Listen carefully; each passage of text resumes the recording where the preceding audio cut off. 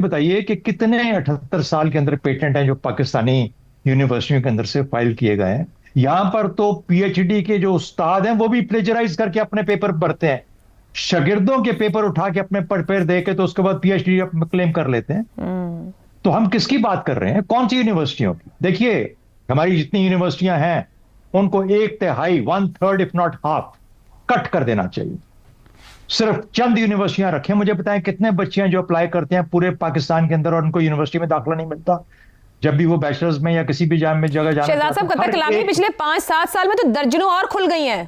وہی تو کہہ رہا ہوں, وہ پی ٹی آئی کے دور میں آخری ہفتے 2 ہفتے کے اندر 30 چارٹر دیے گئے تھے جس کا رونا ہم یہاں پہ پروگرام میں روتے رہے. بہرحال اس کو چھوڑیں. پوائنٹ از کہ کتنے بچے ہیں جن کو ہر ایک کو داخلہ ملتا, کیونکہ اگر پرائیویٹ پبلک سیکٹر میں نہیں ملے گا تو پرائیویٹ سیکٹر میں مل جائے گا. جو پیسہ دے سکتا ہے وہ پیسہ لے کے چلا جائے گا. یہاں تعلیم نوکری کے لیے کی جاتی ہے, یہاں تعلیم تربیت کے لیے نہیں کی جاتی, یہاں تعلیم کی خاطر نہیں کی جاتی, یہاں اپنے آپ کو بڑھانے کے لیے نہیں کی جاتی. میں آپ مقابلہ نہیں کرنا چاہتا, لیکن پوائنٹ از جو پروڈکٹ ہے وہ ہمارے سامنے ہے پچھلے 78 سال کی, اور اگر یہ پروڈکٹ ہے جو کہ 78 سال میں یونیورسٹیوں نے دیا ہے, اس سے بہتر ہے ان کو بند کر دیا جائے. ان کو لگاؤ مدرسوں کے اندر کسی اور قسم کی تعلیم کے پیچھے, کم از کم وہ اچھے بن جائیں گے, نتھنگ ایلس. یہ تو کم از کم بالکل ضائع ہے, اس میں تو کچھ نظر نہیں آتا. تو مجھے حیرانگی ہوتی ہے کہ ہم اس چیز کے لیے پائے. ہر چیز اصل میں الٹیمیٹلی وہ یہ ہے کہ اس میں سے پیسہ میرے حصے میں کتنا آتا ہے. اگر زیادہ بجٹ آئے گا تو زیادہ میں ادھر سے مار کھاؤں گا, ادھر سے نکال لوں گا, پیسہ کھا جاؤں گا,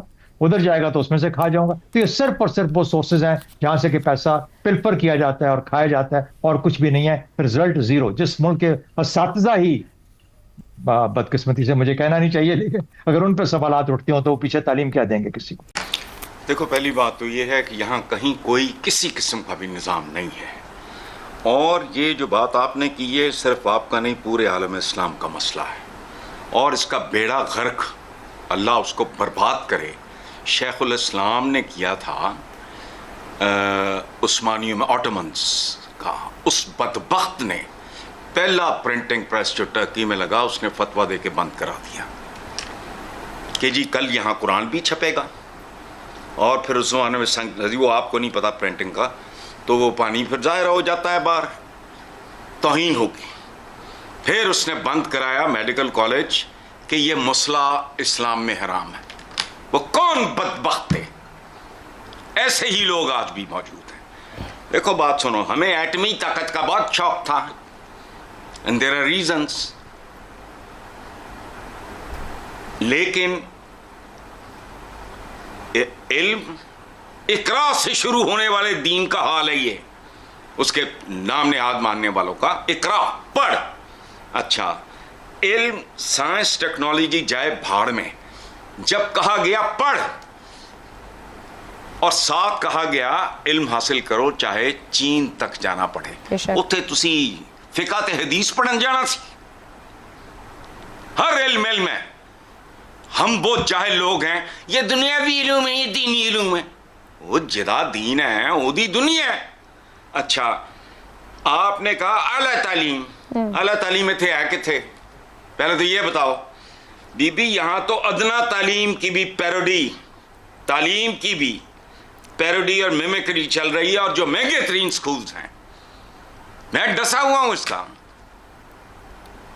مہنگے ترین school basically they are language schools. وہ آپ کو خوبصورت انگریزی پڑھنا پسند, باقی تو I have gone through all the textbooks, اس میں ہے ہی نہیں ہے. اور ایک آخری بات سنو جی, آپ اپنے ٹی وی چینلز اور وی لاگرز کی املا اور ہجے دیکھو, رونا آتا ہے, غلط ہوتے ہیں. اب کم از جنریشن کم تیار ہو گئی ہے, 20%. تو آپ لاسٹ جنریشن کی بات کر رہے ہیں. نہیں, ٹھیک ہے, بالکل ہو گئی ہے. پاکستان میں جو ایجوکیشن پہ جو توجہ وہ بہت ہی کم دی جا رہی ہے, اور بچے جو گورنمنٹ سیکٹر کی بات, ہاں پرائیویٹ تو اچھا ہے لیکن گورنمنٹ سیکٹر کی بات کی جائے تو گورنمنٹ سیکٹر بہت ہی خراب ہے, کہ بچے جو ہے کوئی ان پہ توجہ نہیں ہے, بچوں کو کچھ بیسک چیزیں ہی نہیں آ رہی.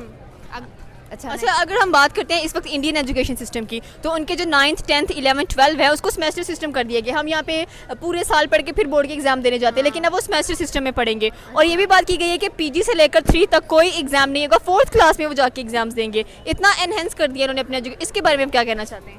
इंडिया के इंडिया का तो एजुकेशन लेवल बहुत ही अच्छा है, क्योंकि उनके छोटे छोटे बच्चे, उनकी एजुकेशन इंग्लिश जो है वो इतनी परफेक्ट है। हम हमारे जो बड़े हो जाए एमए लेवल पे चले जाए, उनको एक्सेंट ही नहीं अच्छा, और एक और बात है कि उनको इंग्लिश ही नहीं आती, जबकि इंडिया के बच्चों की एजुकेशन दी जाए, छोटे छोटे बच्चे और इतनी अच्छी इंग्लिश बोल रहे हैं। वहाँ पर जो 10, 11, 12 और 9th के एग्जाम्स है ना, उनको सेमेस्टर सिस्टम में कर दिया गया है कि अब जो स्टूडेंट्स हैं वो सेमेस्टर सिस्टम पास करेंगे। और अगर बात की जाए फ्रॉम नर्सरी टू 3 तो वहाँ तक एग्जाम्स नहीं होंगे, लेकिन 4 से कंपल्सरी होगा एग्जाम देना। तो उन्होंने अपने एजुकेशन सिस्टम को इतना एनहांस कैसे कर लिया? एजुकेशन सिस्टम की बुनियाद फिर दोबारा से मैं आपको ये कहता हूँ कि वहाँ की एजुकेशन सिस्टम में और हमारे एजुकेशन सिस्टम में स्टिल ये फ़र्क मौजूद है कि हम जो है उस लेवल पे एजुकेशन बच्चों को प्रोवाइड नहीं कर पा रहे जो कि बाहर के सिस्टम्स में है। फॉर एग्जांपल मैंने अपनी पीएचडी जो की है वो ताइवान से की है। वहाँ पे ग्रास रूट लेवल में बच्चों को ग्रेड्स की तरफ तवज्जो नहीं दिलाई जाती, बल्कि उनको सिखाया जाता है bye some kind of techniques जो कि आपकी करिकुलम के अंदर डिज़ाइन की जाती हैं